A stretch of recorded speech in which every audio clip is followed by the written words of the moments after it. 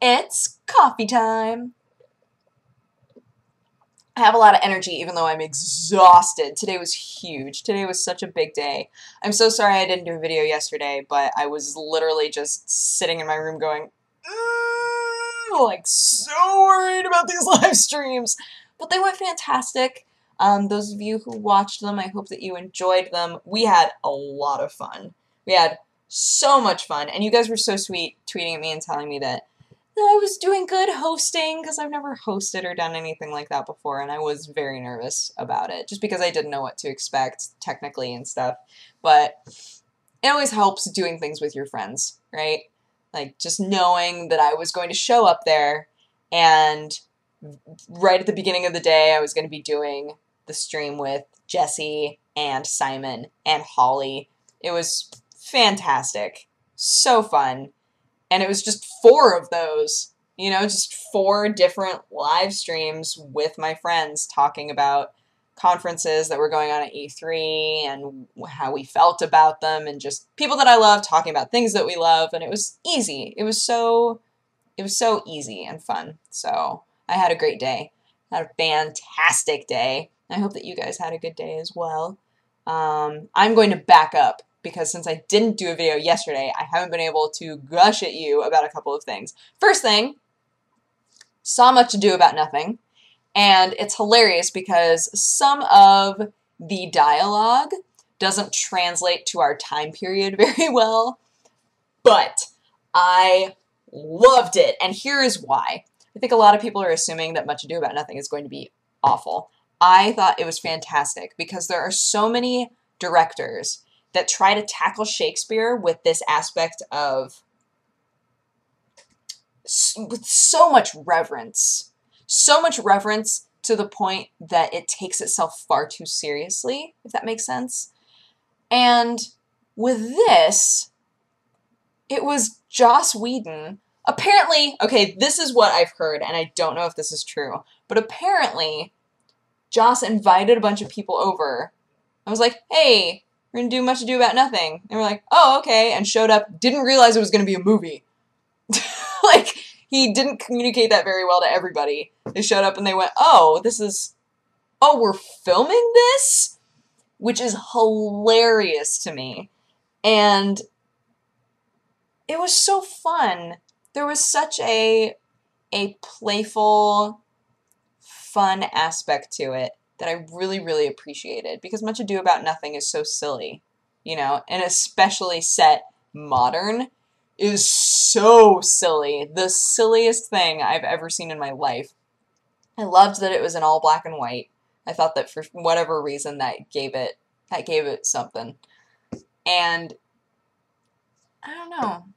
I would suggest seeing it for sure. If you like Shakespeare and if you understand Shakespearean dialogue fairly well, because a lot of us when we came out, those of us that didn't know the play very well were confused about a couple of things but still loved it, which I think says a lot. So if it's something that you weren't sure about whether or not you wanted to see, I would say go see it, because it's very lighthearted.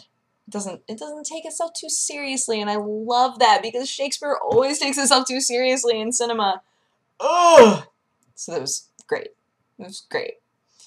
And then the other piece of media that I needed to talk to you about is Hannibal! Oh my goodness, you guys. I feel so many feelings about Hannibal. I'm not even done. This season is 13 episodes. It's like Dexter style, where it's hour-long episodes, like 12 or 13 of them. So I am currently on I just finished episode 8. Oh my goodness. This show, I need to say right off the bat, if you are easily disturbed, do not watch this show, because the bodies that they find, I think, are probably the most disturbing out of a show like this, like a crime-focused show. Some of the bodies they find, I think that stuff is really interesting. I normally really enjoy it. There have been a couple of times so far where I've gone, like, this is kind of hard to watch right now, which is rare. Very rare for me. but the cast is incredible. And the story is, the characters at the very least are based on the characters from Red Dragon. So basically, the main character is Will Graham, who is this guy who has a personality disorder and a lot of anxieties, and the way that his brain works allows him to walk onto a crime scene and he just soaks up all of the information immediately. And it allows him to put himself in the place of the murderer and understand his possible motivations and what he did and the sequence of events. And that makes him very invaluable to the FBI. But the problem is that the more that he puts himself into the mind of killers, the more anxious he gets and the more it kind of messes with him. And so Hannibal Lecter gets brought in as his psychiatrist. And it's, oh my goodness, I just love it. Because you wind up, the weirdest thing, I don't know anybody who has watched this show and not loved Hannibal. You get so attached to him and want him to be happy and have friends, and it's the weirdest thing. You're like, oh, I have to remind myself that he's eating people. Like, oh, I just want him and Will to be best friends forever and just ignore the fact that he sometimes kills and eats people. Don't worry about it.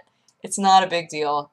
It's kind of a big deal. But the show, if you have a healthy stomach and find those sorts of shows interesting, it's a great show, and Mads Mikkelsen is an amazing Hannibal. So I've been all about that show, guys. I've been all about that show, but I couldn't watch. I wanted to watch so many more episodes last night, but I couldn't because I had to go to bed because I had to get up at 6 this morning, and I was just like, I just want to know what happens so bad. But this is good because it stopped me from watching all of them and being sad that I was out of episodes.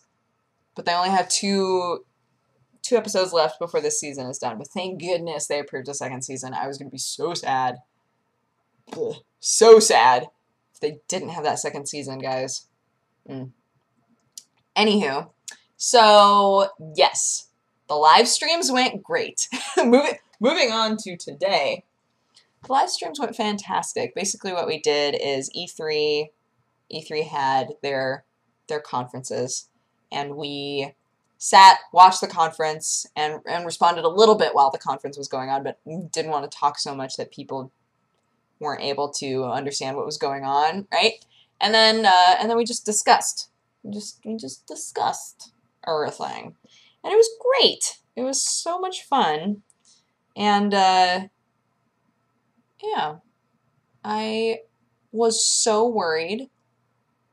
I was so worried yesterday that it was all just gonna go wrong. And then I decided to go for it and just do it. And everybody was so supportive and so sweet. And the unsung heroes, you guys, because we're just like sitting on the couch watching TV and then, you know, lolling at each other. But the crew was incredible. They had to deal with a lot of stress, and like when bandwidth issues would happen and when there were sound problems, etc. And they all were super calm and awesome about it, and they were also very, very sweet about all of us and took care of us. So thanks guys. You guys are amazing. And yeah, later on, before they leave, we might be able to do a coffee time with Hannah, which would be super fun. She said that she was down for it, so we just need to figure out a time after E3 to do it. And what else? What else is going on with me? Not much. Not much, just coffee. I'm happy to be home now. I'm happy to be home, although my room, it was freezing. I got home and I was like, oh, everybody laughed. Everybody laughed when I got this jacket when I live in LA. Don't even care. It's so cold in my room. It was just, feel great now. It's always good to have a warm coat. You never know. You never know, guys. I haven't eaten dinner. I should probably go do that. But I hope that you guys had an amazing day, and I will talk to you again tomorrow. Bye-bye. Mwah!